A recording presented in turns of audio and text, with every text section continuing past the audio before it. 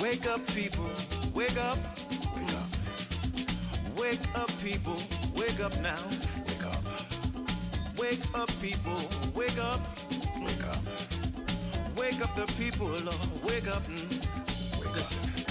Father God, in your name I pray. Help the people find their way. Better days are coming by and by. We can make it if we try. Come on. Wake up the people, Lord. Wake up. Wake up. Wake up, people. Wake up now. Wake up. Wake up the people, Lord. Wake up. Wake up. Wake up, people. Wake up now. Wake up. Father God, in your name I pray. Help the people find their way. Look around and then I see a little old man and a homeless lady. They don't have no food to eat. Father, give them a warm place to sleep. Come on, wake up the people, wake up. Wake up. Wake up the people, Lord, wake up. Wake up, wake up, wake up. Wake up, people, wake up. Wake up.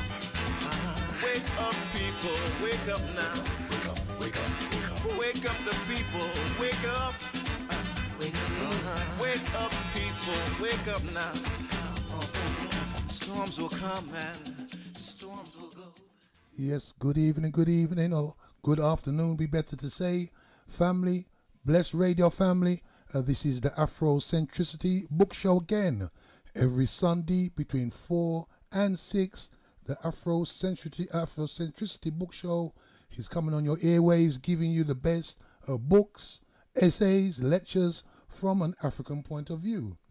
I must tell you that this show is sponsored by Glass R Us, 7307 Sisters Road, N15 5NH. You can get them on 0208 800 6663.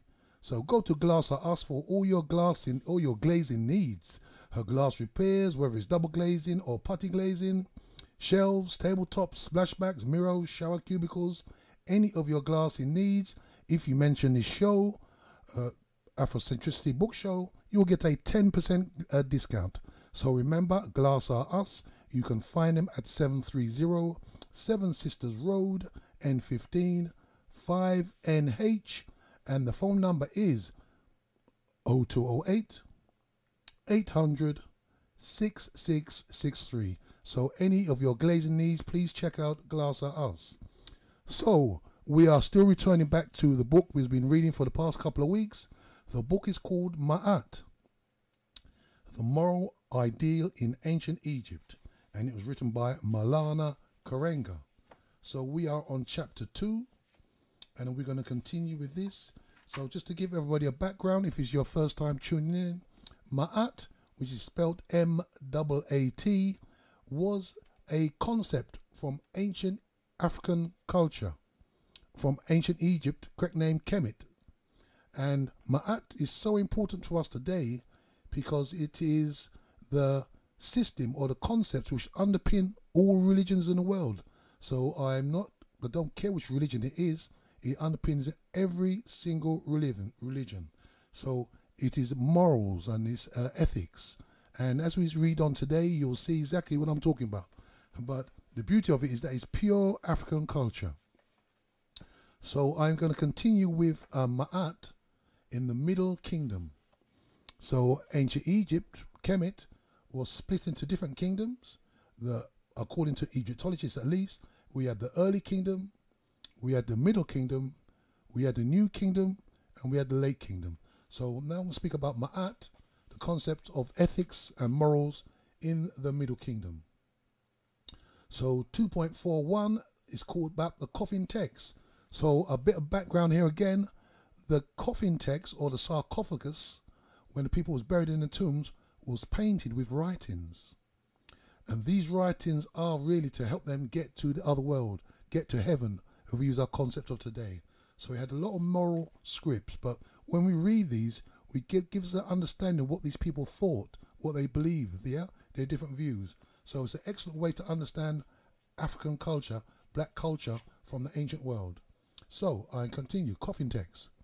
One of the most important corpus of texts in Kemetic religion is the coffin text, otherwise called the Books of Vindication. Although these texts increased in use in the Middle Kingdom, some were probably copied by wealthy people as early as the Old Kingdom. Still, the coffin texts are seen as a central body of text in the so-called democratization of mortuary practices, and in some cases beliefs. This is, of course, refers to the appropriation of the body of text originally apparently as reserved for the king, and the use of them to the masses. So a bit of background here again. Primarily, or firstly, these texts were for the royalty only, the king only. But by the Middle Kingdom now, regular people start to use these texts, these spiritual religious texts. So they call it the democratization of these texts. So these texts would in turn be expanded on and passed on to the New Kingdom and beyond, to the book which is called the Book of Coming Forth by Day, which again was a book which the people were buried with. In the case of coming forth, the practice was to write the text on papyrus rolls and place it in a coffin with the deceased. In addition to their representing an increased participation in these mortuary practices by the masses, the coffin texts also are a central source of references of Ma'at and the concepts of justification and judgment which surround this central ethical ideal. The texts are also of great significance and sources of free will and sheer resources of nature which are posed in other coffin texts and will be discussed later on below. Finally, the coffin texts are important in their providing a literature on the bar, which allows people, or allows everyone, to possess one as a distinct from the pyramid texts, which show it as exclusively anthropomorphic attribution of the king. So in these texts, the bar is the soul. In these texts, the bar becomes a concept of personal effectiveness, autonomy, and intellectual competence, and thus has implications for Ma'atian ethics. So a Ma'at appears throughout the coffin text first and foremost in relation to the concern of vindication. The full name of the text is called the Book of Vindication, the book of vindicating a person in the realm of the dead. This book of vindication then offers ways and words of vindication so that you may be vindicated against your foes, male and female, against you, who would try to harm you, and those who would have judgment against you in the tribunal of judgment. Of course, key to this vindication is having done Ma'at and bringing it to Ra as both a spiritual essence and a moral achievement. So we must remember that the word Ma'at meant truth, justice, righteousness, harmony, balance, reciprocity. So therefore, one says, I will not perish. I have entered into Ma'at. I have upheld Ma'at. I am the possessor of Ma'at. I have gone forth in Ma'at, and my shape is raised up. Declaring oneself innocent of wrongdoing, one says, I live by means of it daily. Linked to this declaration of Ma'at doing is Isfet, rejection, or Isfet rejection is the aspiration of to be like Ra. So Isfet is chaos, the opposite to Ma'at. A possessor of Ma'at, and thus one powerful and light-giving like him. Thus the deceased says, I shine like Ra daily. I establish Ma'at, and expel falsehood. Or again, another text says, I am one who obeys no magic, who is not scorched by the fire, nor wet by the water. I will be like Ra every day, who will be fashioned by the sunfolk you saw yesterday. In these texts, Ra is the Lord of Ma'at. Although other divinities may also be called a great god as well, such as Osiris, but in this instance it means that whoever says it, they are the possessor of Ma'at. Moreover, in this regard to Ra, Ma'at serves as his nourishment. He lives by it. It is offered to him, and also by his daughter. Ma'at is, of course, is nourishment for all the divinities as well as humans, as the text quoted above states. So the idea is the gods and the people must all live by Ma'at. That is, they must all live in truth. They must all be just. So certainly one of the most important conceptions in these many meanings of Ma'at in relation to Ra is the offering of Ma'at to Ra, which was mentioned earlier in the terms of the autobiographies, which define the offering of Ma'at as an essentially social practice. In the coffin text, the offering of Ma'at to Ra occurs in a mortuary context and is expressed in various ways. So first, one may send or bring Ma'at to Ra. One text says, he identifies those who send Ma'at to Ra daily. And another one summons his various forms and power so that they may bring Ma'at to Ra. Another way to express offerings of Ma'at to Ra in the text is to cause it to rise, as expressed in earlier text. It says that the deceased is the one who lifts up Ma'at to Ra. One text says, I raise up Ma'at to him who loves it. And thirdly, one may establish Ma'at for Ra. So therefore the text reads, I have established Ma'at for Ra Kepra. And finally the text also expresses the idea that one can and does satisfy Ra with Ma'at. It reads, he satisfied Ra with Ma'at. So as Lord of Ma'at, Ra is presented in the coffin text as the one who weighs Ma'at. Thus the deceased represents himself as the balance of Ra, in which he weighs Ma'at. It is Ra who ascends, and in whose presence the works of vindication are heard. The texts say, you shall ascend like Ra, and you should hear the words of vindication in the presence of Ra, in the presence of the great God. So moreover, one prays, O Ra, vindicate me. It is in the light of these concepts which it provides the book of vindication as an important text in the ethics and religion of Kemet.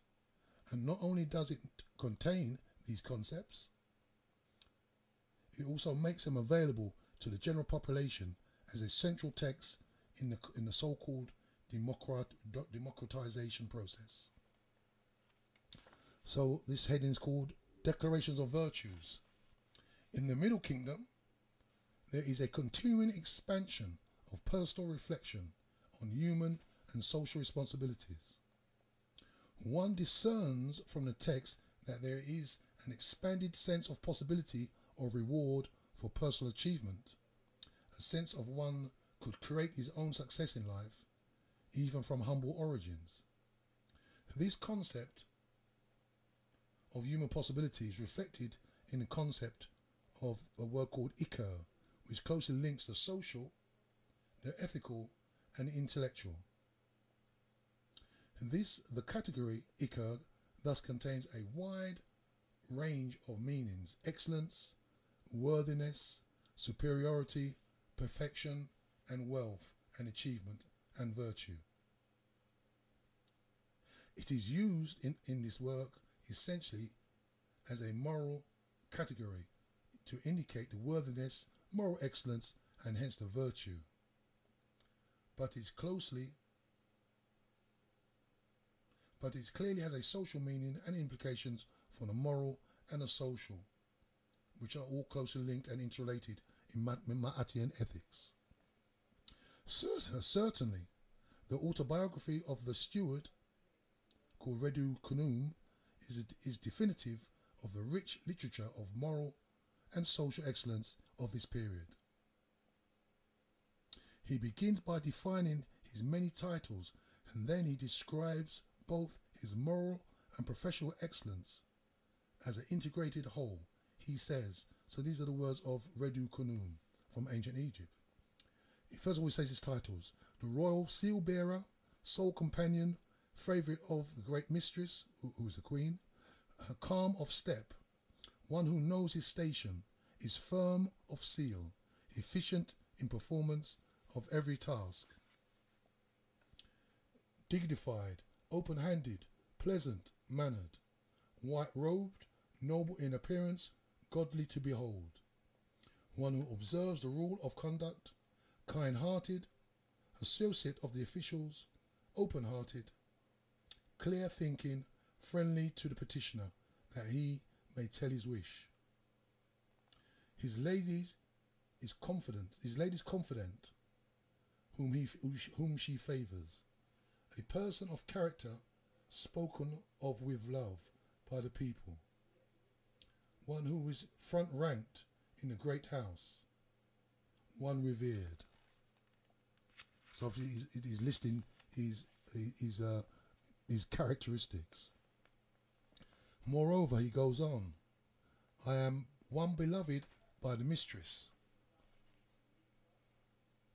one whom praises in the course of every day. She knew the excellence of my performance. She places met at Dendera. I spent a long time there, a span of many years, without there be any fault of mine. My competence was great. I reorganized it so its management was made better than before. I restored what I found ruined. I raised up what I found worn out. I replenished that which was lacking.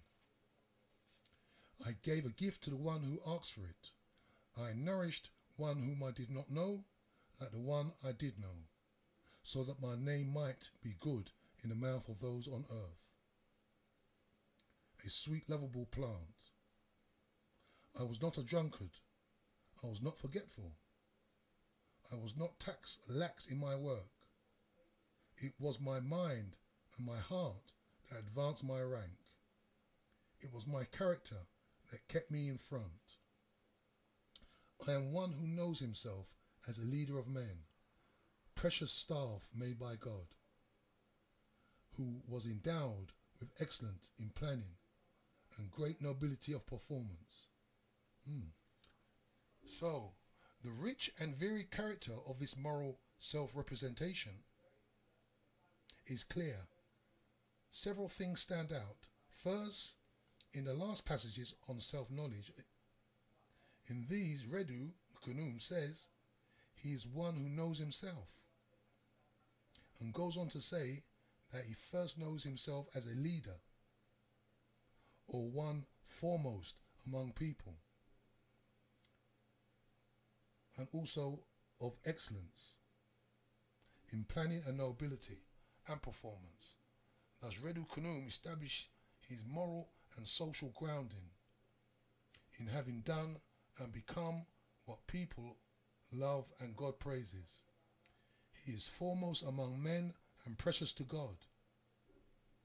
This, of course, is the interrelatedness of Kemetic thought in general and Ma'atian ethics in particular,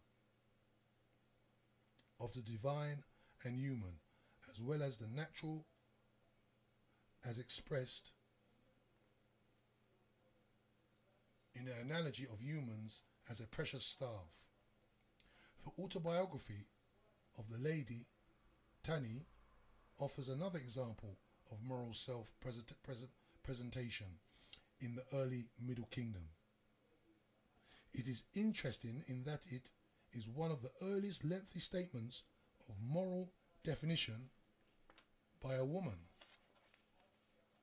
It is an autobiography which contains the declarations and virtues reflective of her status and context, and provides us with other valuable concepts in further defining Ma'atian conceptions in this period, apparently in the middle of the 12th dynasty. So Lady Tani, this is Taniy, the Lady Tani introduces herself as a true intimate of the king without mentioning her name, and then makes a customary appeal to the living to make offerings each day at a festival. After she offers her moral self-presentation, she concludes by noting that she participates in special ceremonies and has seen secret things. One cannot fail God. He concludes that this exceptional privilege, no doubt, could only be granted by the king himself, concerned with demonstrating by his gesture the high esteem in which he held his servants. This is no doubt an overstatement, for since the old kingdom women were priests and performed various rituals attached. So this is what she says. I am a possessor of character, one who is at the head of the people, one worthy and praised by her Lord, beautiful by what comes out of her mouth, one valuable to the king because of her ma'at. He rewarded me with offerings every day. I entered as one praised and left as one loved, one whose speech reveals her virtues, one who speaks and it is done for her, one worthy before the principal royal wife, one who unites the white crown, truly an intimate of the king, Tanae, a possessor of worthiness, justified before the great God. So it's very, very interesting. You can see these are autobiographies left by the noble. These are like the kind of the wealthy people who surrounded the king. And it's interesting how they viewed their culture and Ma'at itself. So always remember, Ma'at means truth, justice, honesty, reciprocity, rightness, righteousness, balance and harmony. So several statements are noteworthy in this declaration. First is her stress on speech as both a source of her beauty and a way of revealing her virtues. Secondly, her statement that her value to the king is rooted in her ma'at is of great significance in that it challenges a possible assumption or position of favour rather than moral merit. And finally, she offers an important moral concept of entrance in praise and exit in love, suggesting a constant moral quest to reaffirm one's worthiness by acting in such a way that initial praise is transformed into eventual love. The autobiography of the chief treasurer, Jeti, continues this tradition of moral self-presentation integrated with professional narrative. He defines himself as follows.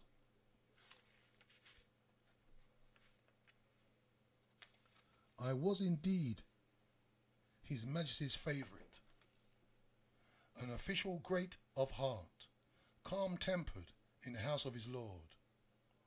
I did not follow after wickedness, for which people are hated. I am one who loves good and hates evil, a person of character, beloved in his Lord's house, who performed every action according to the wishes of his Lord.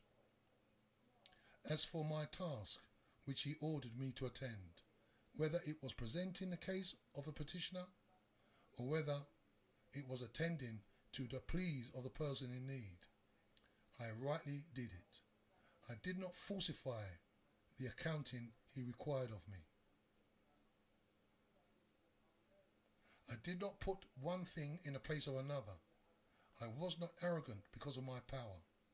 I did not take property wrongfully in order to carry out work. I am one who made his character, one praised by his Lord every day. So you can see that these people around the king, they would like judges, and people might come to a court and plead in front of them. So he was saying that he always did things the correct way. He did not try to look for it out for himself, to gain proper property, to carry out his work. He always says that he really just lived a Ma'atian life, which is ethical. I did good, I did right. One interesting thing about this declaration of virtues is that it places considerable emphasis on Jeti's relation with the king in self-definition. Redu Kunum also placed emphasis on relations with the queen in self-preservation. So what makes this interesting is that such references diminish greatly during the first intermediate period.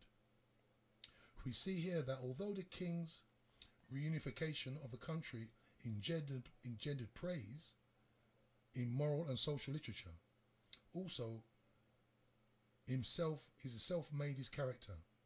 The focus on the moral centrality of character was also expressed above in the autobiographies of Redu Kunum and Tanay. These assertions are fundamental expressions of Ma'atian moral anthropology in their emphasis on moral agency and capacity of a person to make himself regardless of his social origin. So I think it's saying there that they were not born with a silver spoon in their mouth, or not, they still did the right thing no matter what their origin was. So such moral agency is clear also in the autobiography of the priest Mentu Hotep, who says he was the first among his group, the foreman of his crew, one who found the word he was asked for and who answered to the point. Moreover, he describes his self-construction in spite of being an orphan and having to raise himself up without a mother or father. He says, one calm who received his bread on time, whose character was a replacement of a mother at home, a father who said, be capable, my son, one beautiful of disposition, one who taught by his character. Like a child grown up with a father, but lo, I had become an orphan. So this is clear and concise statement of character as a central category in Ma'atian anthropology. Again, it reflects a fundamental and ongoing emphasis on agency, and thus attention to both self and social cultivations.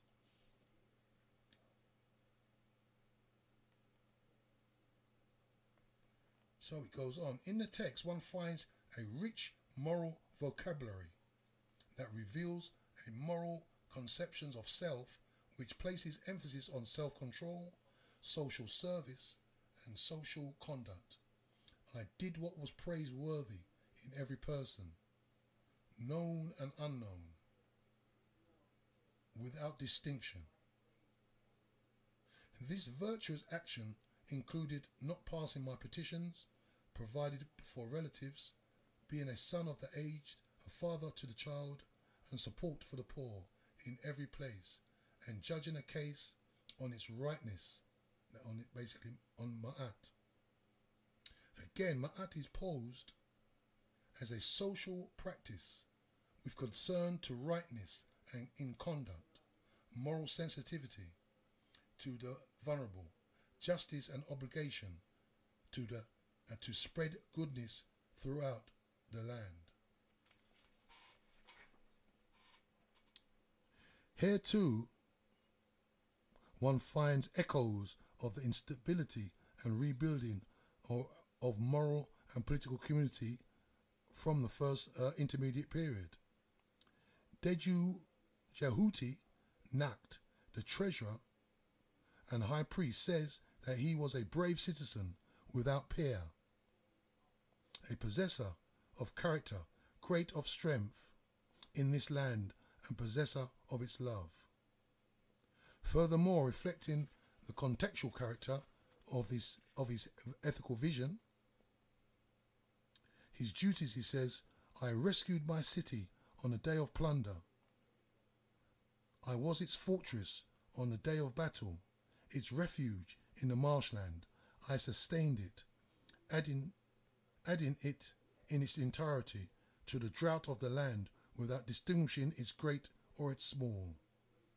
He closed repeating that he is good of character. Again, Hatnub text represents early passages into the Middle Kingdom, social struggle and change, and an expanding sense of moral selfhood and concerns with matters of character. These and others in their genre form an important expression of the moral conceptualization and discourse on Ma'at of this period. So one of the things that's very interesting, families, that they always speak about character. And this is a big thing about African culture even today. I know in the Yoruba and probably other people of Nigeria, they speak of the term Iwa Pele. And it's all about having a good character.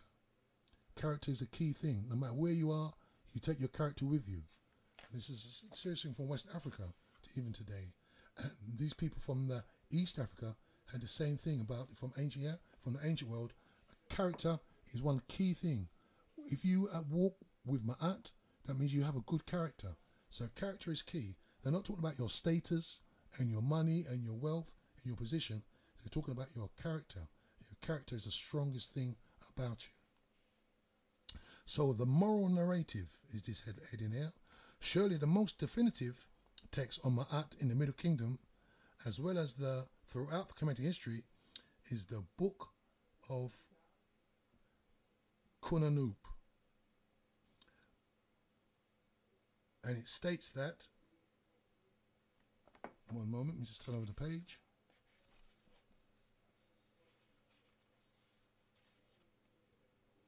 The Book of Kunanoop, commonly called the Story of the Eloquent Peasant, is essentially a text on social justice, a moral narrative in which Kunanoop, a peasant, pursues a grievance against a rich person who wins, reflecting his recognition of the need to ensure that the state accommodated the hopes of the ordinary man. In the process of the narrative, Kunanoop not only gets justice, but delivers a treaty on justice and the obligations of leadership, which frames and reflects the moral and social expectations of leadership, even from the masses. The justice due to the common person or the common man was impressively worked out in this tale of the eloquent peasant. In this discourse on Ma'at, Kunanoop urges his leader to speak Ma'at, i.e. speak the truth, do Ma'at, i.e. do justice, for it is mighty, it is great, it endures, its worth is tested, it leads to blessedness. So the leader is reminded that a long life of immorality are based on Ma'atian conduct. He says, doing Ma'at, justice in this case, is breath to the nose. The Ma'atian leader, Kunanoop says, is the father of the orphan, the husband of the widow, the brother of the divorced woman, and protective garment for the motherless. Moreover, he instructs the leader that the balancing of the land lies in Ma'at, truth, justice, righteousness. So do not speak falsely, for you are great. Do not act lightly, for you have weight. Be not untrue, for you are the balance, that's the scales of justice. And do not swerve, for you are the standard. So if I give you one quick background, okay, Book of Anoop, or Europeans, Egyptologists call this the story of the eloquent peasant. The story, a little background about the story is that a peasant, just a farmer, very humble, very maybe poor, he packs up all his goods and goes to market to sell his goods. His wife makes him some food and he takes it with him. On the way to sell his goods to market, a rich person sees him coming and he says, I want to actually maybe I want to seize his goods. So what he does, he narrows his path to make the peasant walk through this narrow path with his ox. And when his ox eats a bit of fruit, the rich guy who owns the land steals the peasant's all his goods and arrests him. So obviously he's taking advantage because of the power he's got. So when he's arrested, Kunanoop, who is a poor peasant, he goes before the lord of that land in that area, and he has to appeal to him to say, please let me free because I'm innocent, I did nothing wrong. And he speaks so eloquently, that's why he's called, in one sense, the eloquent peasant. He speaks about ma'at, he speaks about justice, and he appeals in about 12 different appeals. So when the rich guy who's judging him hears his appeals, he said, wow, this person really speaks eloquently. He goes to the king and says, King, look, there's a man here. He speaks so eloquently about ma'at, about justice. So the king says, I tell you what, keep him there, and every appeal that he makes, write it down because he speaks so beautifully. But you go to his house and take care of his wife, make sure he's got plenty of food, and make sure he's got plenty of food and drink. So this peasant makes appeals over about 12 different days and basically say, why do you let me free? I'm innocent. But he doesn't realise that the king wants him to stay there because his words are so eloquent. So after the 12th appeal now, they find out that he gets a judgment in his favour. And also what they do, they take the land and all the possessions of the rich guy and gives it to the peasant because they see that he was affronted, yeah? So the tale of the eloquent peasant, or the Book of Anoop, is an excellent kind of dialogue on ma'at, on ethics.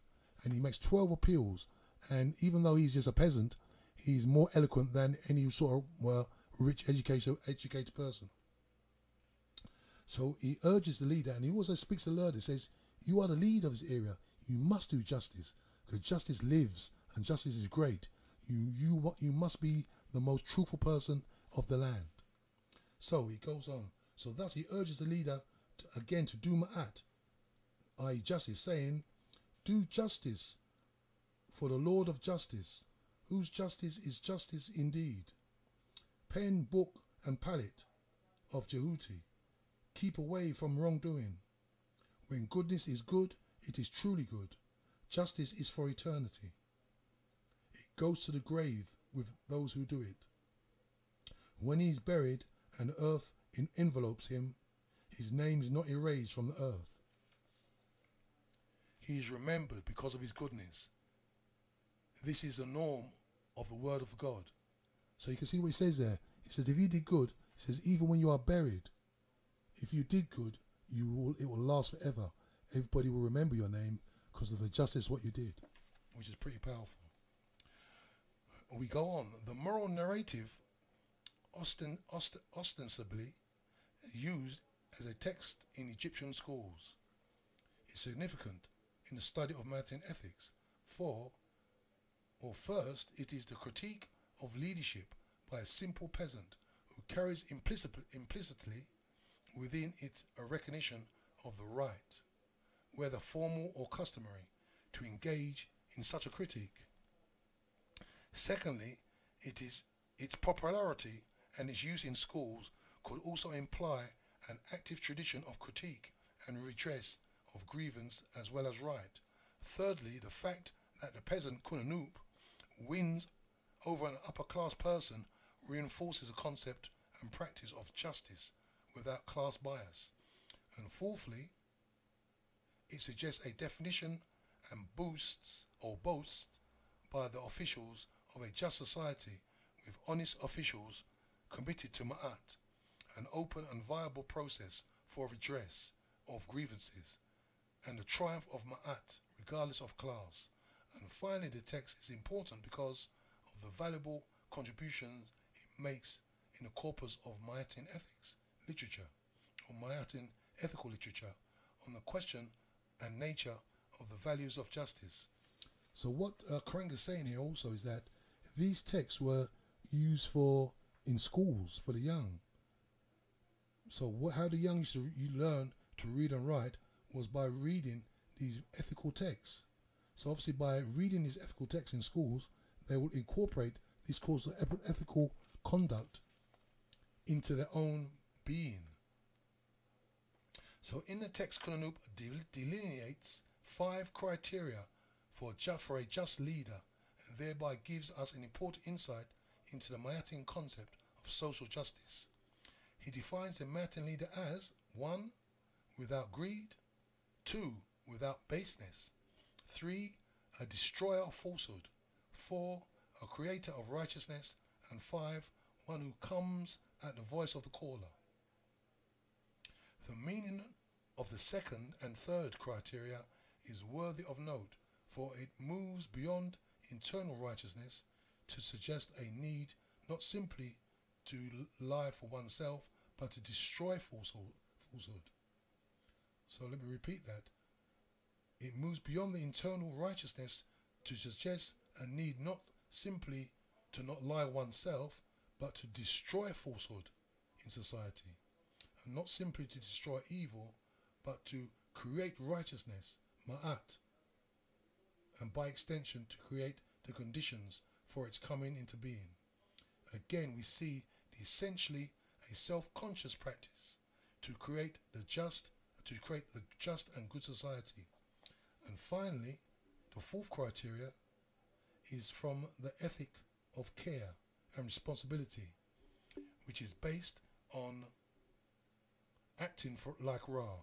So basically, in the view of this text, Ra was the epitome of good, of justice, of right. So when they say Ra, God, it's saying acting like. When they say acting like Ra, it means living by the highest possible standard, living like God.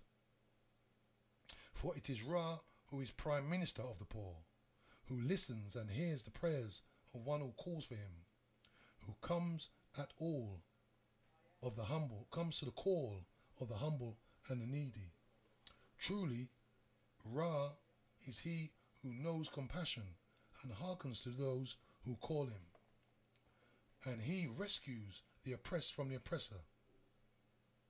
Thus, the just leader is morally compelled to imitate divine action, divine activity, which in turn is reflective of divine character, compassion, empathetic understanding, and loving of kindness, which translates into assisting and strengthening and delivering the poor and vulnerable.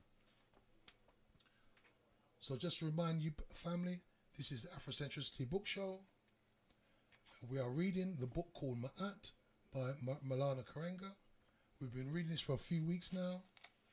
And Ma'at, as you can see, these people, this is thousands of years before Christianity, Judaism, Islam, and you can see these people have got all the ethics laid out. They didn't have something called religion because it was their culture. It was an ethical, spiritual culture. They didn't need someone to come and tell them about religion because they did everything. And it's also very interesting to know that these people had crosses. Their cross was called an ankh. They had all the symbols and prayers of what we find in religion today, but this is thousands of years ago. So when I say that this Ma'at, concept of Ma'at, is what underlies all the religions of today, it's not an exaggeration. And as you listen to me read this text, you can see that these people were extremely spiritual, which we would call probably today very religious. So the next heading is the Book of Contemplation. The books of contemplation evolve as a reflection on the absence of Ma'at in the society and the world. So they're talking about a world where there is no justice, no morality. The Sebayet, and the Sebayet are moral texts. The Sebayet, declarations of virtue, teach the promise of a life of Ma'at. The books of contemplation focus on the paradigm of an aesthetic society. So remember, Isfet is the opposite of Ma'at. So the aesthetic society is a society where there is chaos, harm, evils being done as a normal type of society, a society devoid of ma'at. So these books of contemplation include books called Books of Neferti, Ipawa, and also one called, this is a name here, Kaka Pereneseb.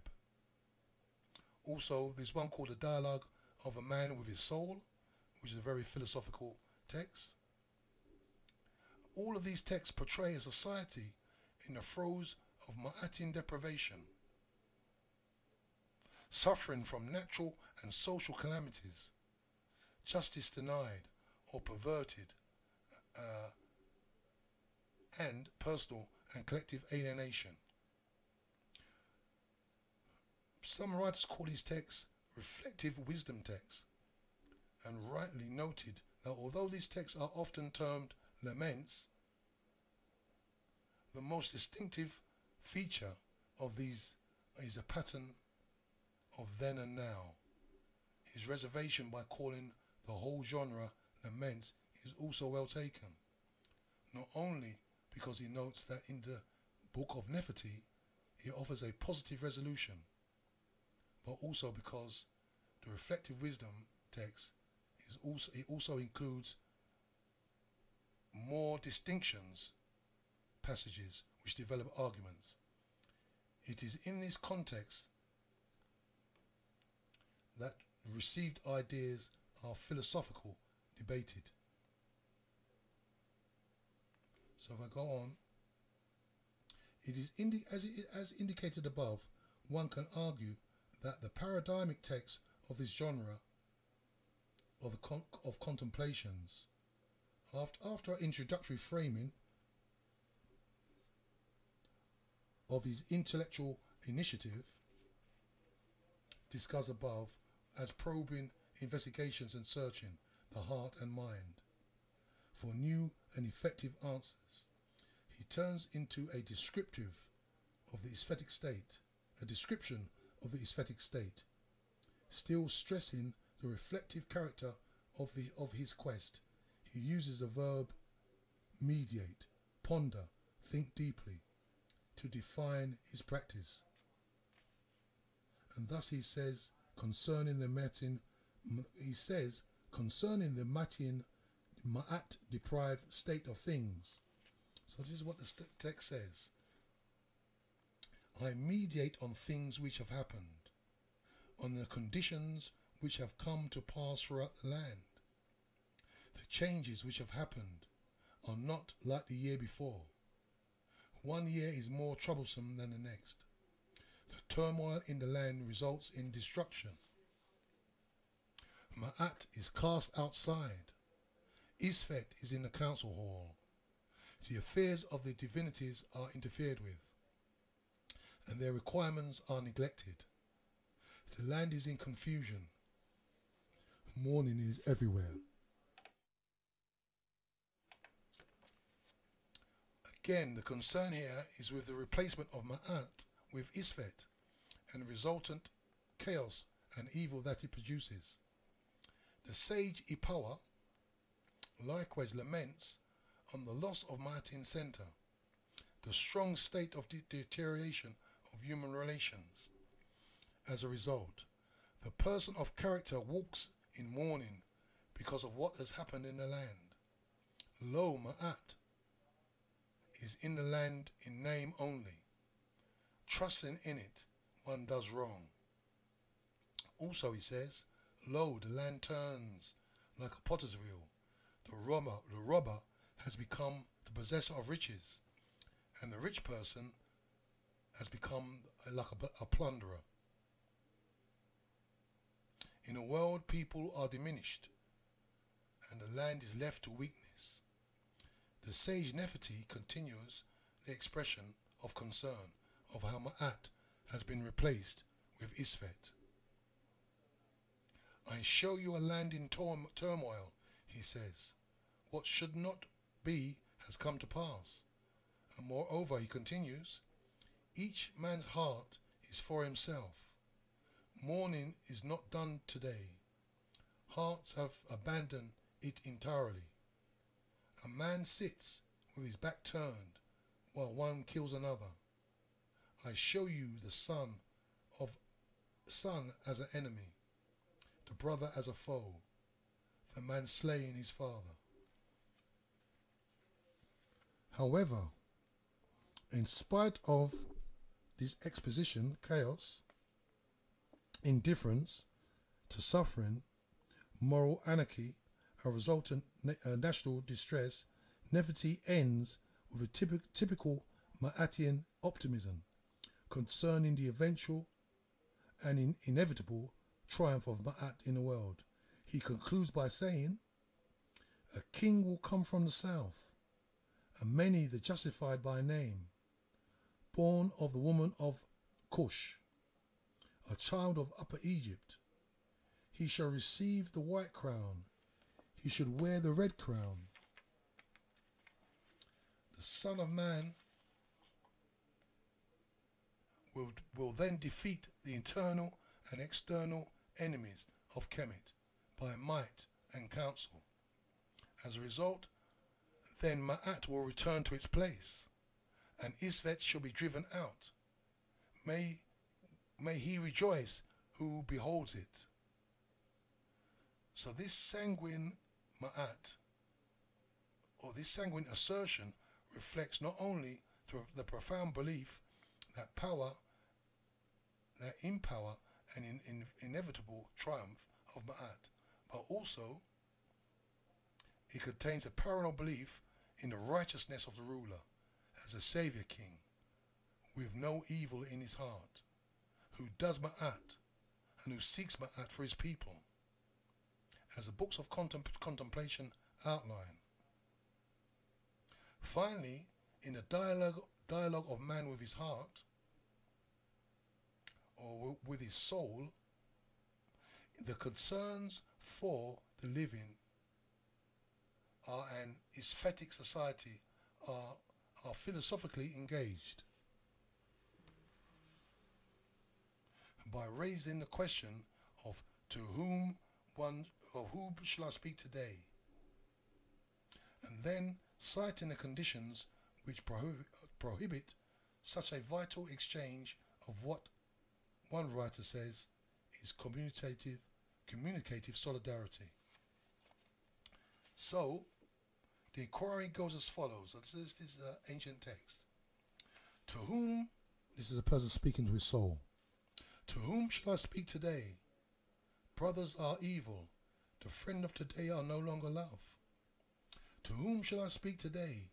Hearts are greedy, everyone seizes the goods of his fellow man. To whom shall I speak today? Compassion has perished, violence assaults everyone. To whom shall I speak today? One is content with evil. Goodness is cast to the ground everywhere. To whom shall I speak today? He who should enrage men by his evil deeds makes everyone laugh at his injustice and evil. To whom shall I speak today? Men plunder, everyone robs his fellow. To whom shall I speak today? The criminal is one's intimate friend. The brother with whom one dealt with becomes an enemy. To whom shall I speak today? The past is not remembered. Now everyone does not help him who once helped. To whom shall I speak today? Brothers are mean. One who turns to strangers for affection. To whom shall I speak today? Faces are turned away. Everyone turns his face from his brother. To whom shall I speak today? Hearts are greedy. No man's heart can be relied on. To whom shall I speak today? There are no righteous ones. The land is left to evildoers. To whom shall I speak today? One lacks an intimate friend. One turns to an unknown to complain. To whom shall I speak today? No one is happy. No one whom one walked with is more. To whom shall I speak today? I am burdened with grief. I lack for an intimate friend. To whom shall I speak today? Wrong roams the earth, and there is no end to it. So that's pretty powerful. So he's speaking about a land in chaos, a land where everything is wrong. All what was there before, everyone's forgot about that. Evil was reigning. So, I mean, as black people, we've lived in societies like this. We've been enslaved and we've been colonized. And that is the kind of society we lived in. Justice was not there. The wrong, the thief, the crook, the evildoer was the one which is a normal course of affairs. So it's 6 o'clock now. I'm going to take a break. We must remember that this show is sponsored by Glass Are Us, 730 Seven Sisters Road, N15. You can get them on 0208 800 6663. Please go to Glass Are Us for any of your glazing needs. If you want window repairs, shelves, tabletops, splashbacks, mirrors, shelves, cubicles, any of your glazing needs, please go to Glass Are Us. If you mention this show on Blessed FM radio, you will get a 10% discount.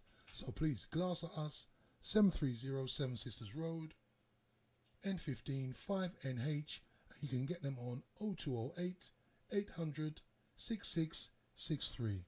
So we're going to take a short break, family, and then we'll be right back with some more from the book called Ma'at, The Ethical Paradigm from an Ancient World.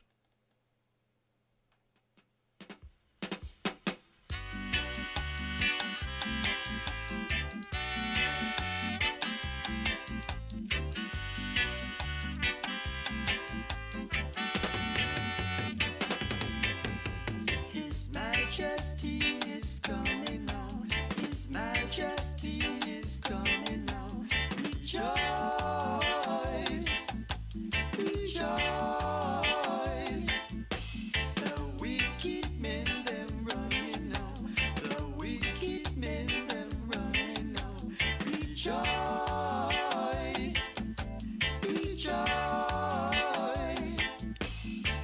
Men make war and cause much pain. But now is no rejoice, rejoice. Men make war and cause much pain. But now is the time for Jah to reign. Yeah, yeah. His Majesty is coming now. His Majesty is coming now. Rejoice, rejoice. Coming. He's coming. You better rejoice. Coming. Well, yeah, yeah. He's coming. You better rejoice. Yeah, yeah, yeah, yeah, yeah. Rejoice. Coming well.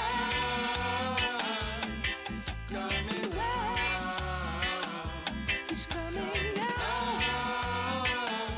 He's coming now. You better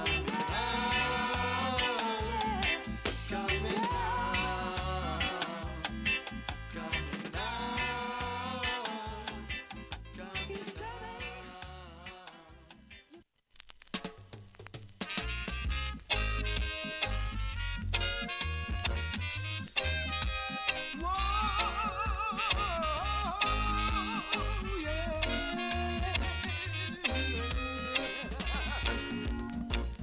Time is getting harder and harder, more and more each day. Yeah. Still I am determined that I'm never gonna change my way. Thinking about love the way it should be. You got a hope in your eyes and you will see. And love the way it should be. You gotta make up your mind and you'll advance humanity. Humanity, humanity, humanity. Oh, what happened to the love that they are all talking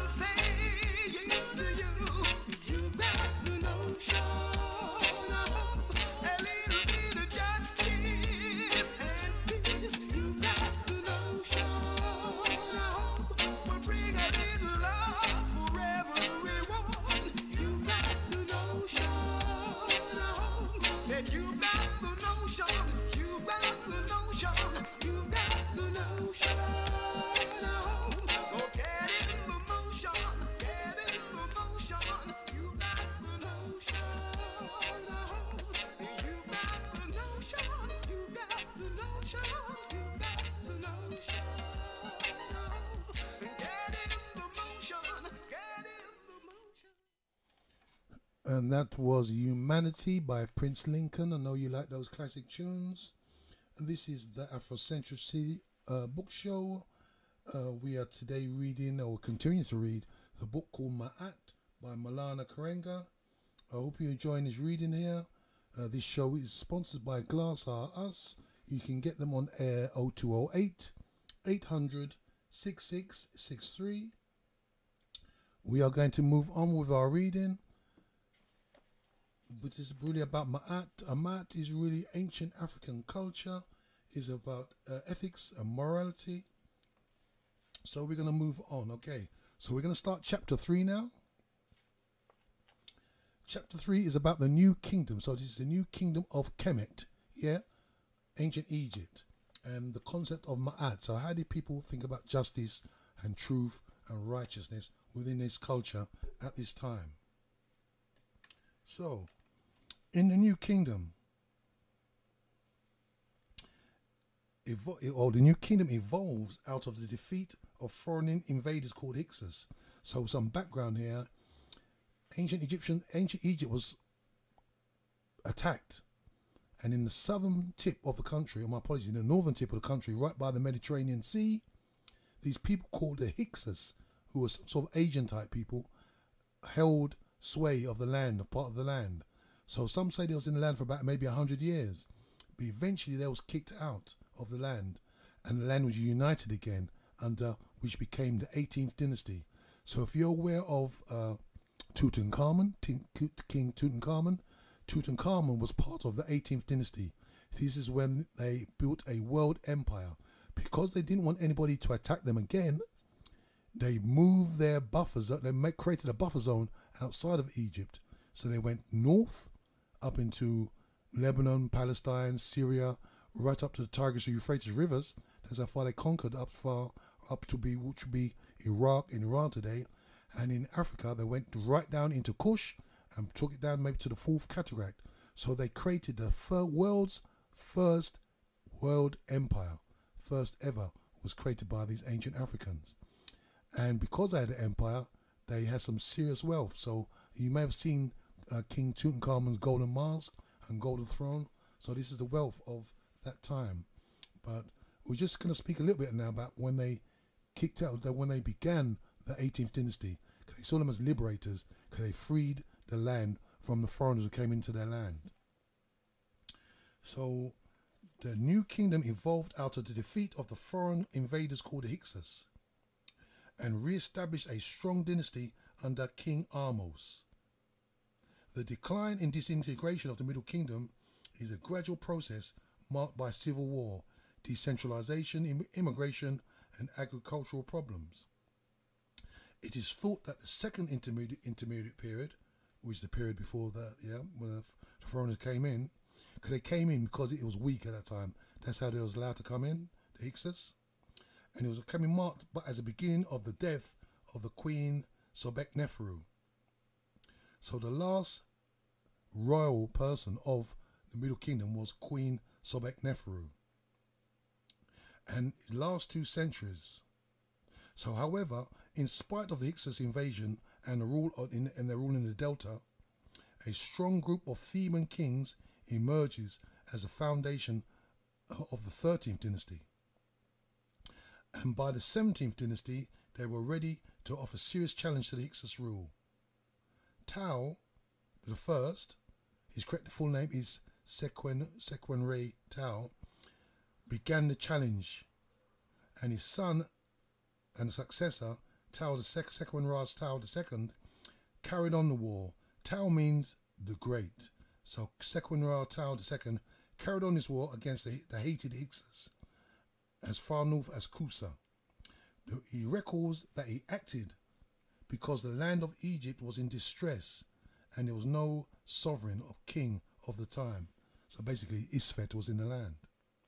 Sequenra's son, Kamose, that's Kamose, took up the challenge, and after succeeding his father, he was, as the text say, reaffirming his divine kingship, a king whom Ra, in truth, that's Ma'at, whom Ra, in truth, had appointed as the real king.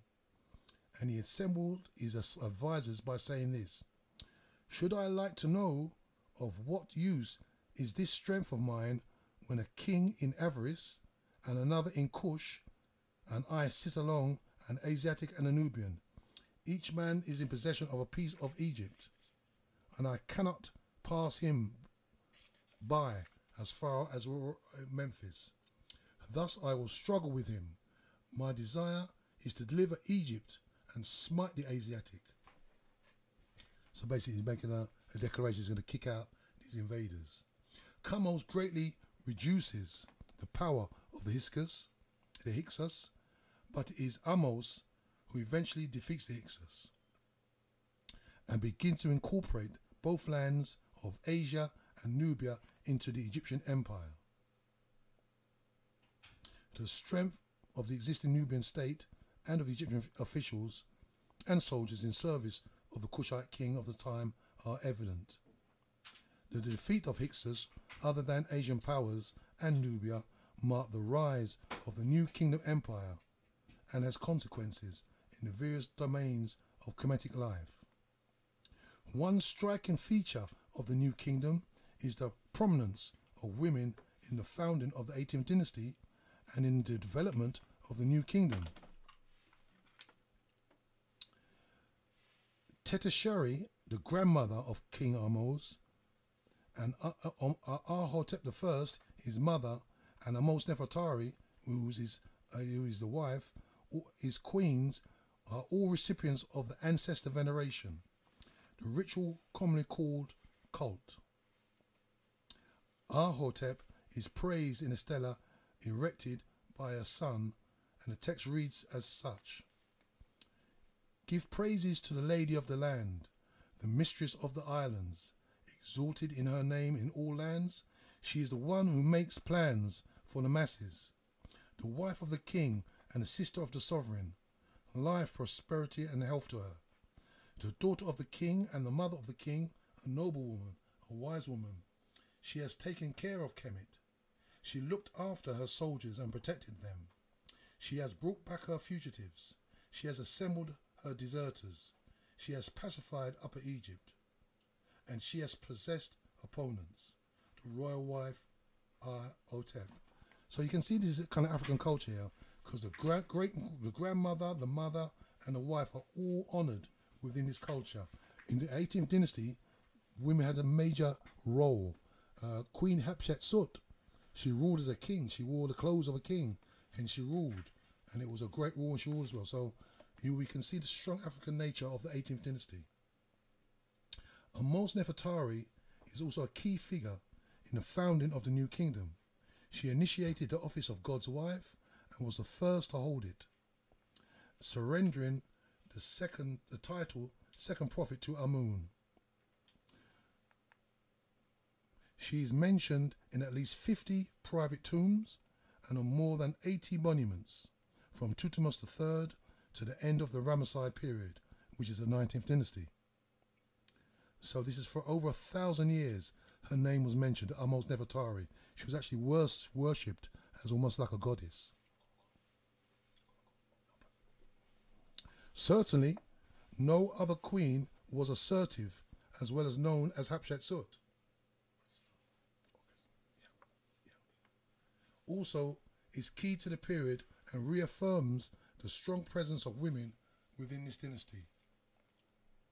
For 2 decades she ruled, establishing her legitimacy in the claim that God, Amen, fathered her. Thus she pays homage to Amen, for Heavenly Father, and Thutmose I, her earthly father. She says of Amen, "He allowed me to rule as a reward. He placed my border to the limits of heaven. What the sun encircles labors for me. He gave it to him who came from me, knowing I would rule for him.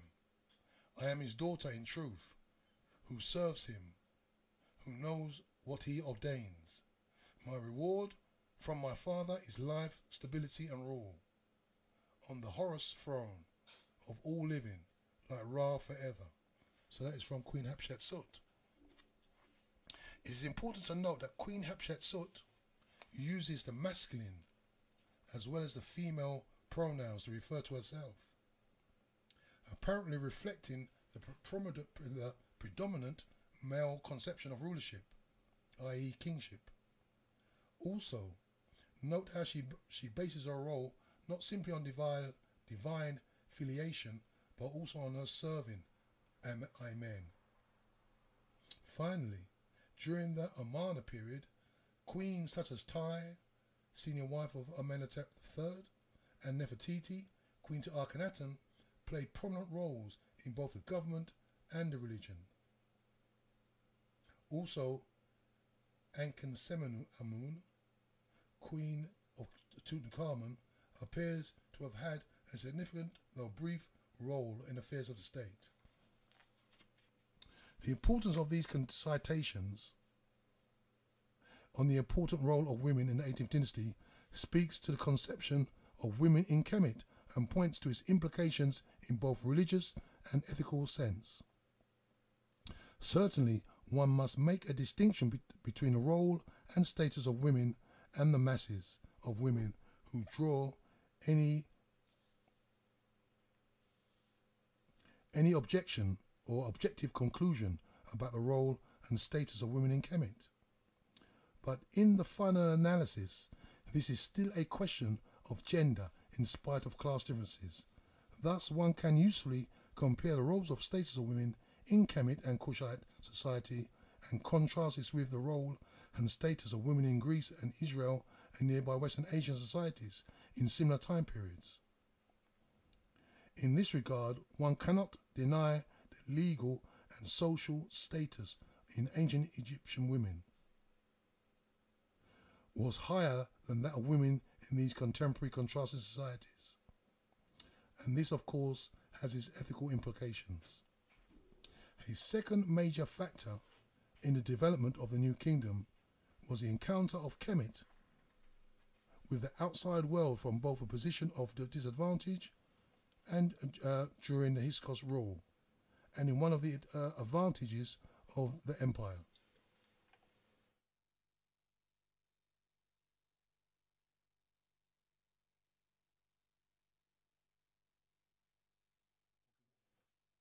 So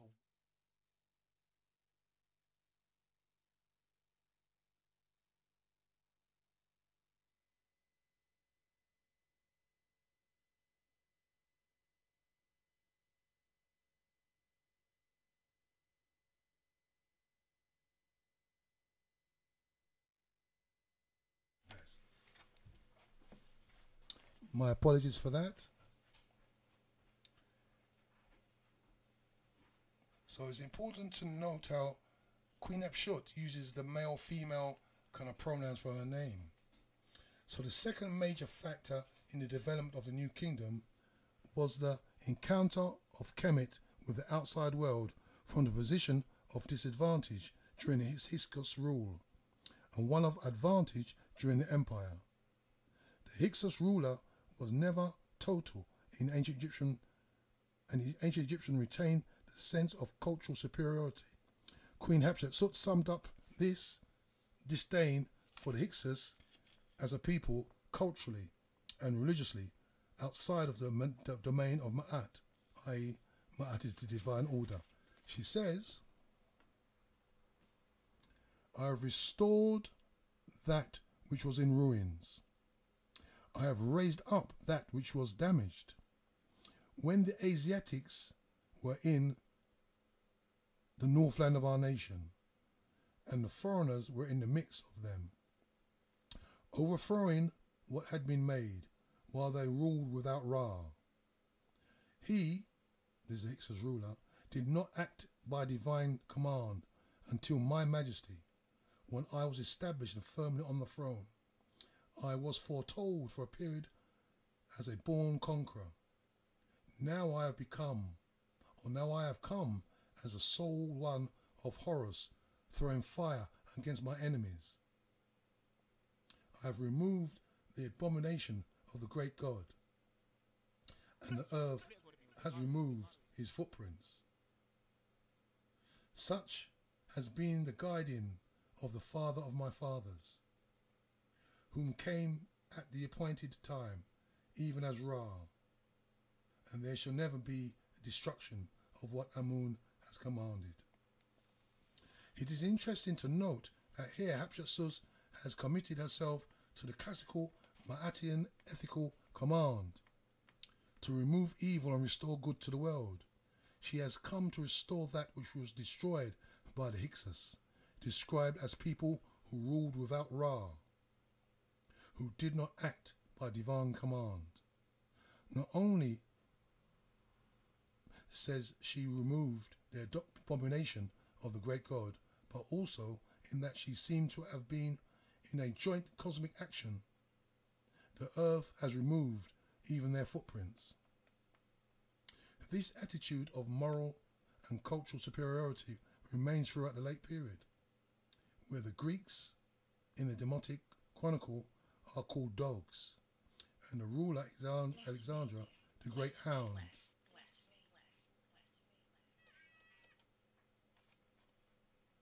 You're listening to Bless. And this is George Look saying keep it locked. The attitude of moral and cultural superiority through the late period, where the Greeks were called the Great Hound and dogs. Its ethical implications are important here, and it will be discussed under the category of moral conception and concern for the stranger. In spite of this deep-rooted cultural bias, no characteristic of ancient societies as distinct from racial bias of modern societies, the demands and influence of empire, and also the age of empire. Fosters a broadening of the abandoned intellectual horizon and the sense of a superiority of foreigners, while not abandoned was mitigated by curiosity and tolerance. Specifically, the intellectual horizon which leads the Europeans to spread evil, become versed in others' cultures and languages.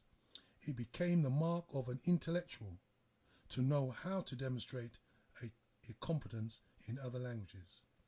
Moreover, religious thought was also affected in their encounters with exchanges. So Breasted pointed out, with the expansion of the Egyptian kingdom into the world empire, it was inevitable that the domain of God should likewise expand. And as the kingdom had long since found expression in religion, so now the empire was to make a powerful expression upon religious thought. Tutmos III, the correct name will be Jehotimus III, was for Breasted the symbol of the age and universalism which the empire expressed at the first character of universal aspects of human history. The first world hero. It is this move towards empire, then, that affected Kemetic religious thought and invites a religious understanding which parallels and undergirds the new expanded political realities. In the many hymns to Amun-Ra, we encounter this expanded vision of religious understanding, especially in terms of God as the creator of all humankind and a God who shows concern for all of what he has created. In the hymn of Amun-Ra by the twin brothers, Suti and Hor,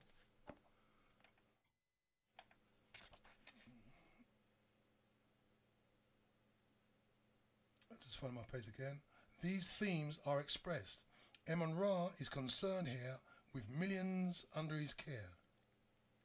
He is the maker of the earth's yield, Khnum and Amen of humankind, beneficent mother of divinities and people, and the sole and unique God of whom every land rejoices, and every day gives praise. In another hymn of the 18th dynasty, Amun-Ra is defined as Atum, who made the people, who distinguished their natures, and who made them to live. who separated the chief colours from one another. Moreover, it says that Eman-Ra is he who has raised the heaven and laid out the earth, and who made what it is, and created that which will be. Finally, in Akhenaten's great hymn to Aten, one finds reinforcement of this sense of universalism in religious understanding. Speaking of the universal reach and concern of God, so this is what the text says. O sole God, beside whom there is no other, you created the world according to your will, you alone. All people, herds, flocks, all upon the earth that go forth on legs, all on high that fly with wings, the land of Surya and Cush, the land of Kemet, you give every person his place. You provide for his needs. Everyone has sustenance. His time of life is determined. Their tongues differ in speech. Their characteristics likewise. Their skins are different. For you distinguish the peoples. You made the Nile of the underworld. You bring it when you will be nourished, when your will is to nourish the people. For you created them for yourself. Lord of all, who labours for them. Lord of all lands, who shines for them. You will make all distant lands live. You make a heavenly Nile descend for them.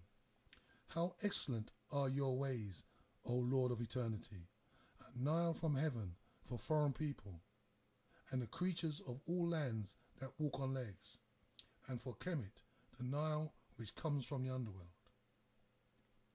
This hymn expresses both the universalist and humanist worldview of the new kingdom. It defines all people as creatures of God, who thought that they have different characters, colours, languages, are cared for equally by the divine, and thought. God gives nourish, You water. listen to Bless. This is George looks saying keep it locked. Thus the empire opens up a new vista for a human encounter and exchange. So the early phase of the 18th dynasty, one of the earliest autobiographies of the new kingdom, is that of Ahmose, the crew commander and son of Ibana. So he was a naval officer who helped to fight the Hyksos. Ahmose's autobiography resembles early Old Kingdom biographies, which are essentially narratives of service to the state, and that means service to the king. And without any direct moral references, it is interesting that he identified himself as a son of his mother, Abana, and mentions his father, a soldier, later in terms of him serving on his father's ship. As a soldier, his central virtue is his bravery and courage, and he recounts how often he is rewarded for it. He says of his cardinal virtue, now the name of a brave man in what he has done, it will not perish in the land forever. Certainly, also the virtue of trustworthiness as a soldier plays a role in the self-presentation. Though it is implied rather than explicitly stated, he ends with this narrative by declaring that he has reached an old age in favour and love of his lord, the king, both of which are classical points referenced in Mayatin ethics. Going beyond this basic form of genre, the major expansion in the autobiographies are the eventual central place the divinities, i.e. that's the divine beings, the divinities assume and detailed vision of personal afterlife lived in the celestial regions where the gods dwell. The steward Kares, who served under King Ahmose, defines himself in terms of his service to the Queen Mother, Ahotep, and then declares by virtues by saying, a man of Ma'at, preeminent in the two lands, truly upright, free of lies, overseers of judging, protector of the poor.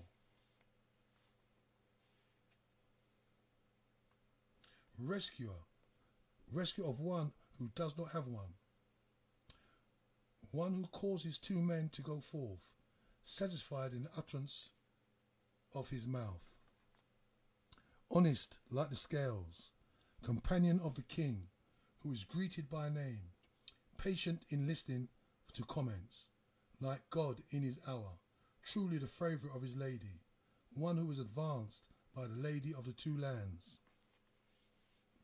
Of a special note in Carey's self-description as a man of Ma'at, which counts as a significant variation on moral self-descriptions, earlier we had encountered only a Ma'atian or righteous person, but here a man of Ma'at is introduced. This reflects, of course, Ma'at not only as a continuing fundamental ground or moral self-definition, but also as a constantly developing moral vision and practice. The scribe Ineni served under three kings, Amenhotep I, Thutmose I, and Thutmose II, before passing in the joint reigns of Thutmose III and Hatshepsut. He does not use Ma'at in his moral portrait, but reaffirms the norm of doing what God loves and what serves the interests of the king and society. He says, I speak to you people, may you listen and do the good that I have done, and may you do likewise. Likewise, I spent my lifetime in peace. No evil happened to me. My years were spent in joy. I did not quarrel. I did not inform on others. I was not petty. I did not do evil. I was powerful among the powerful. I incurred no blame. One excellent of heart for his land, free from slackness. One who listened to what the superior said. My heart was not hostile to the great ones of the palace. Indeed, I did what the God of my city loves. I was free of contention concerning the matters of God. As for one who passes years as one who's praised, his soul shall live, and the Lord of the universe, his good name shall be in the mouth of the living. His memory spent, his memory and spirit shall live to eternity. The honoured one, chief overseer of the granary of Aneni. So this moral presentation or self-presentation invites us to listen to the narrative and emulate the good Ineni has done. It stresses above all discipline in speech, hence prohibitions against quarrelling, informing on others and blasphemy. It also urges listening, excellent of heart, and doing what God loves. In his declarations of innocence, it prefigures in both form and content declarations of innocence. This is George looks saying keep it locked. The autobiographical inscriptions of Paheri, scribe and mayor of Nekeb, stands out as one of the most complete and inclusive of this period. This text has four basic parts. 1, the standard but extended prayer of offerings. 2, the extensive vision of the afterlife. 3, a declaration of virtue. And 4, a long appeal to the living to recite prayers for offerings. We shall concern ourselves essentially with this declaration of virtues. So this is what Paheri says. I am a noble who was useful to his lord, one skillful and free of negligence. I walked on the road I had inquired about. I knew the outcome of life. I reckoned the limits of the books, the boundaries of all the kings concerned, all things that pertain to the palace, like the Nile in its course to the sea. My speech was firm in upholding the land. I was fearful of deficiency. I was not neglectful in making payments. I did not embezzle from the surplus. I was guided by my own heart. On the road to those praised by the king, my pen made me renowned. It vindicated me among the members of the council. I surpassed the nobles. My good character raised me high. I was summoned to the one who is free from what is hateful. If I were placed on the scales, I would come out complete, whole, sound. I came and I went with the same heart. I did not lie to another. I knew God, which is in my people. I knew the God, which is in my people. This is a very interesting point. Knowing him, I knew this from him. I did the tasks as they were ordered. I did not confuse the message with the messenger. I did not speak with vulgar words.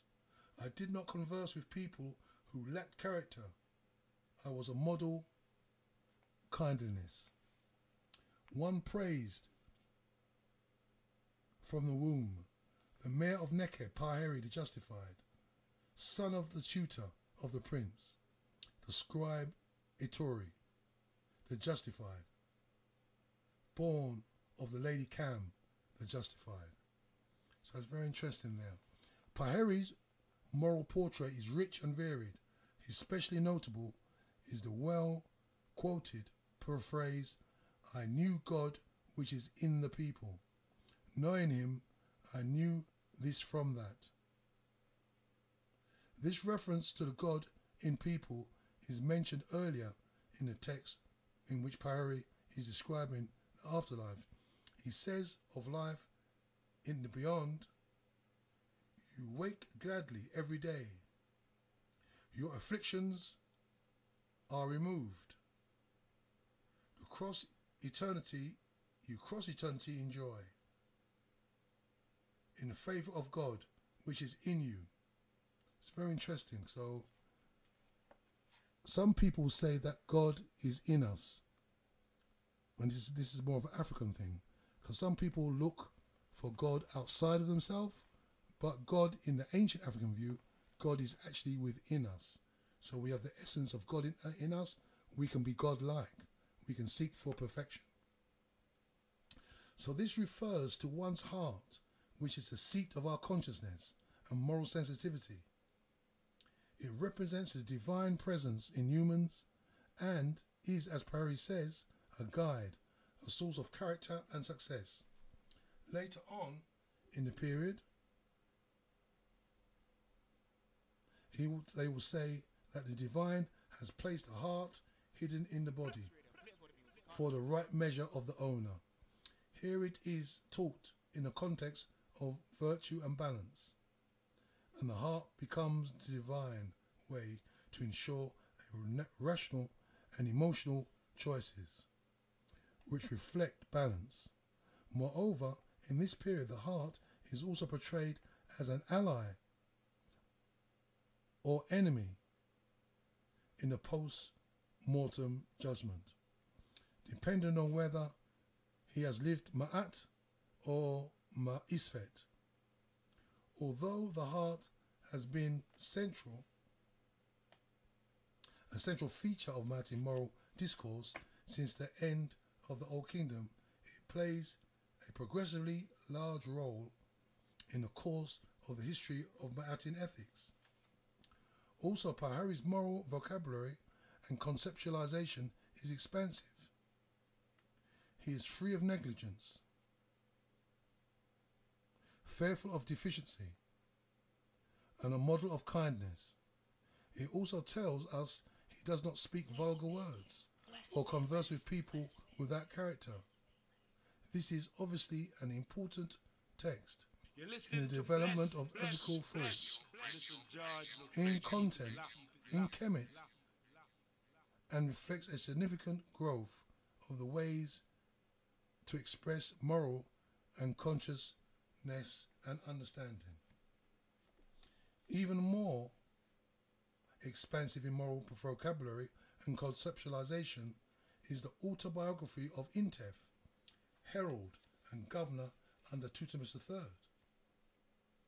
A lengthy moral presentation, Intef's declaration of virtue reflects both a reaffirmation of moral values held in the Middle Kingdom and a clear expansion of moral ideals in the 18th dynasty. This extensive list of moral claims and concerns include the following virtues: sharp-mindedness, greatly perceived, patent in listening, free of evil, upright, without falsehood, respectful and pleasant person, hearer of the petition, kind to both the cool and the hot person, not neglectful concerning ma'at, turning his face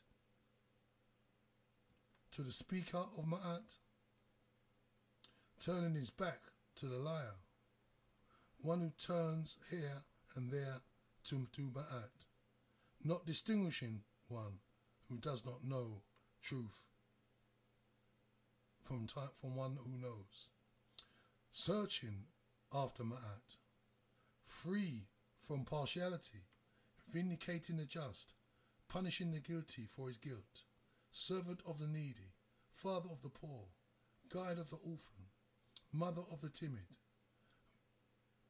shelter for the battered, guardian of the sick, advocate of one who is deprived of his property by one stronger than he, husband of the widow, refuge of the orphan, place of peace for the weeping, never ever, never over when those who know him rejoice.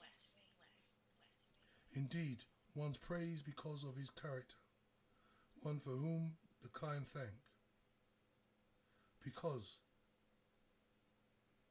of his excellence, one of whom all the people pray for his health and his life.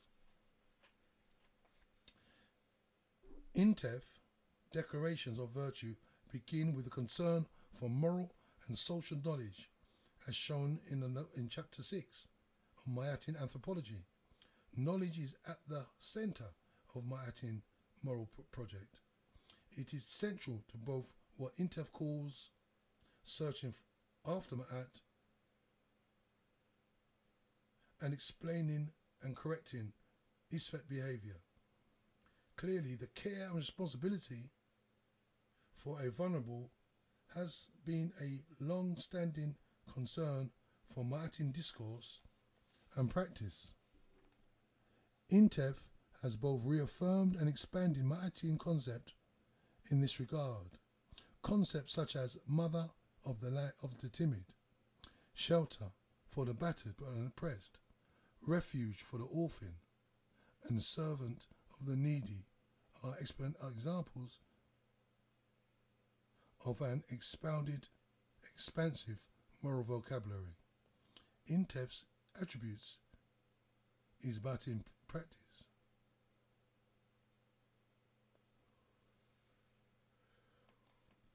So he says, "It was my heart that made me do this as it guided me. It was for me an effective instructor, and I did not disobey what it said, for I was afraid of straying from his guidance. I flourished greatly because of it. I excelled through what it caused me to do, and became excellent by its guidance. A God it is who is in everybody. Blessed is one whom it guides to the good way of acting. Lo, I was one who acted thusly." Finally, the installation of the Prime Minister text. In this period, as noted above, is key to the concept of the Ma'atin leadership. As has been discussed above, I will cite only those direct uses of Ma'at as justice. The text is from the tomb of Rek Meri, who served as a prime minister under Tutmosis III. Ma'at is first used in this text as a caution against being eager to avoid being falsely called partial. You deny justice to relatives by extension those close. Thus, the king says in his instructions is an excess of justice. The instructions conclude that with several references to Ma'at as justice. The text says, lo, the respect of an official is that he does Ma'at. Lo, you succeed in office by doing Ma'at, which means justice.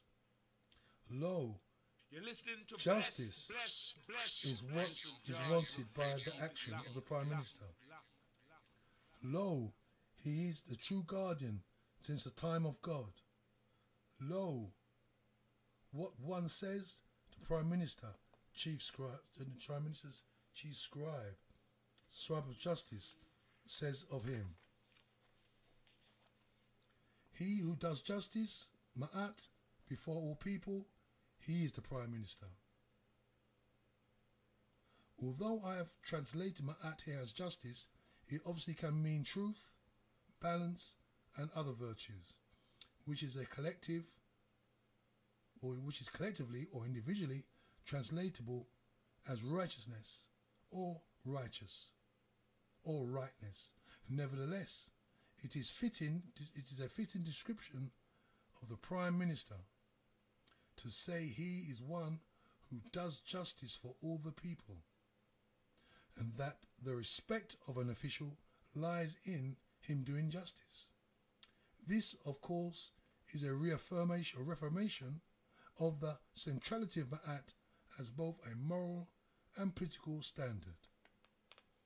So the show is drawing to an end now. I hope you enjoyed this show speaking about Ma'at. I'll continue next week between 4 and 6, every Saturday, the Afrocentricity Book Show. I've been reading for the past few weeks now the book called Ma'at, A Moral Ideal in Ancient Egypt by Malana Karenga. So this is a study in classical African ethics.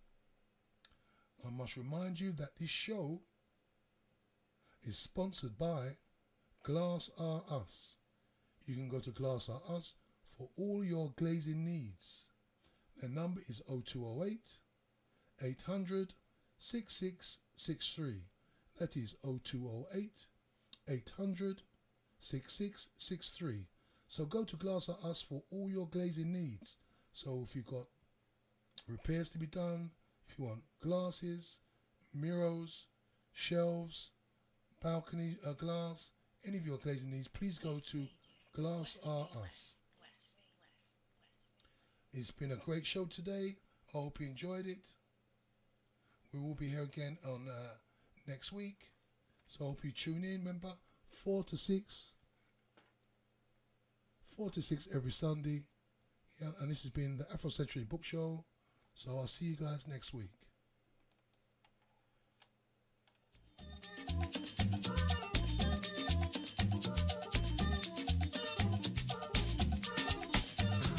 You gonna cue me, or you gonna tell me when just the vibe going on? Or you just gonna set it up?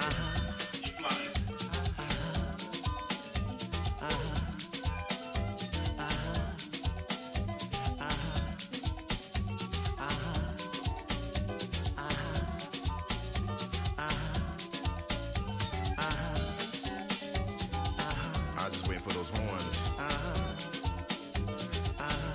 Should be coming soon, right?